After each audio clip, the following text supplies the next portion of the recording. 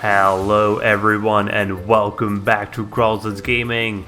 Today we are going to take a look at Kaze and the Wild Masks. This old school platformer wants to take you back into the 90s and let you enjoy platforming as it was back then with all the colorful graphics and cute protagonists. Whether it can deliver on this premise is the question we will try to answer today. Kaze and the Wild Masks is available on Steam for €19.99 or your regional equivalent. Deja vu. It's not just the feeling Noe had when two exact same cats walked by. I get it quite often as well. It's almost like the gaming industry is becoming an old recipe that has been transferred from generation to generation. But it's only logical. I don't think any of us are surprised to see gaming mechanics being reused, themes looking similar, or even games feeling like just a reskin of something you've played before. Sometimes it's just random, but at other times this is intentional, and the developers are trying to give homage to some of their own favorites. And this is exactly the case with Kaze and the Wild Masks. The studio Pixel Hive took all the unwritten rules in the platformer genre and decided to write them down into their own game. You start with Kaze, the cool looking heroine with big floppy ears that just fits with all the all-time favorites like Sonic, Jazz, Spyro Crash, or Yoshi. Kaze doesn't live on a highway trying to avoid incoming traffic. Instead, she lives in the Crystal Islands that had their fate sealed by colorful vegetables. And Kaze uses a variety of masks that allow her to transform into different animals such as a lizard, shark, eagle, or even a tiger. And yeah, never forget the magical helper. All of this in an attempt to get everything back into order. So yeah, originality is not exactly the repertoire for Kaze, but does it even matter? Hell no. It's the exact opposite. The sense of familiarity is ever present and makes you feel like you're playing something you played as a child, but you didn't. It's like finding an old family album when cleaning up your cellar and then suddenly you find photos you never ever seen before, but you remember all the events from which they came from. As much as Kaze looks great, it is also just as much difficult. Get ready to throw your controller, smash your keyboard, and punch your monitor. This game doesn't hold back, just like the original platformers didn't. It's not as infuriating as some of the games currently on the market, but I'm getting a bit of that Cuphead feeling in terms of difficulty.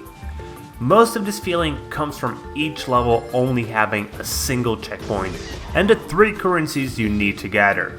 First, the crystals, the most commonly available currency. They just lie in your path and really don't require you to do any real exploring. Then there's the letters K, A, Z, and E. A bit more hidden, but still nothing you won't find quickly if you try. But then there are the 2 bonus wheels that turn into a magical rock, and those are truly hidden. And those of you who are familiar with old school platformers already know that plenty of bonus content, including bosses, requires these to be accessible. But I do truly appreciate the fact that you have an unlimited amount of life, so you can spend an excessive amount of time searching for all the hidden stuff. I should also say that there is an easier mode available for you who don't think you can beat it with more checkpoints.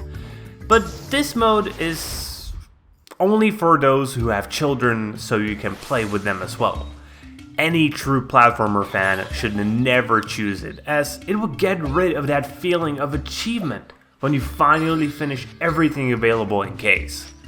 Then on top of all this, you also get speedrunning features, and the design of the levels makes speedrunning truly fun, as each of them is designed to be easily playable at full speed without ever stopping for even a second. And to get quickly to the end of a level, you obviously need some buttons to mash. And these buttons will obviously be tied in with your abilities. The core abilities are your spin attack, the jump, and floating with your ears. Then you have specials that are tied in with the mask, but these can only be used at selected areas and for a limited amount of time. but when you put it all together, you get a nice skill set and good amount of variety. One of the few weaknesses of Kaze is actually the soundtrack, and this makes me really sad. A good soundtrack can truly elevate a game, and especially a platformer.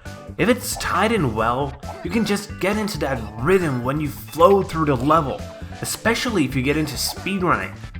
But the soundtrack isn't that bad, and since the majority won't go with the speedrunning route, I guess it doesn't matter that much.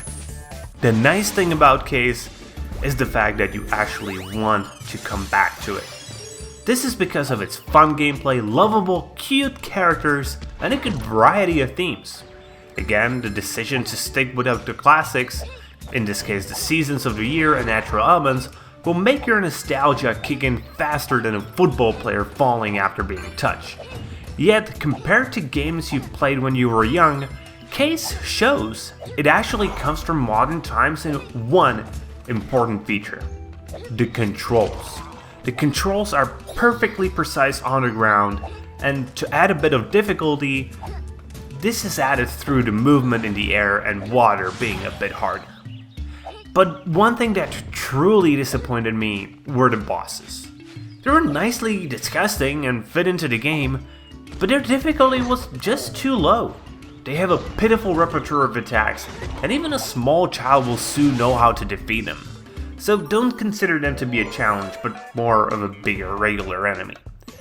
And lastly, before we conclude the review, the absolutely worst thing about Kaze. It won't take you 12 hours to finish, not 8. If you're at least a decent platformer player, you will spend only about 6 hours before you beat it. That on itself would be fine. I really enjoyed a good number of short games, but the length just doesn't correspond well with its price. So, in conclusion, Kaze and the Wild Mask is a pretty nice platformer for all of those who love old school platformers, and those who feel nostalgia for the times when platformers ruled over the world of gaming. It's even a good choice for those who want to introduce their children to this world, as it has more than child-friendly graphics and themes. It has flaws, but what truly drags it down is its price. $5 less, and I'd recommend it to pretty much anyone. $10 less, and I would be yelling at you to buy it now. And that's my advice. Wait a bit until it's on sale, and then enjoy. So that's it for today, guys. I hope you liked the review, and if you do, please consider giving it a thumbs up here on YouTube, perhaps even subscribe to the channel, and for sure, make sure to share it with your friends. And yeah, comment if you have anything you would like to add. See you guys later with more gaming content.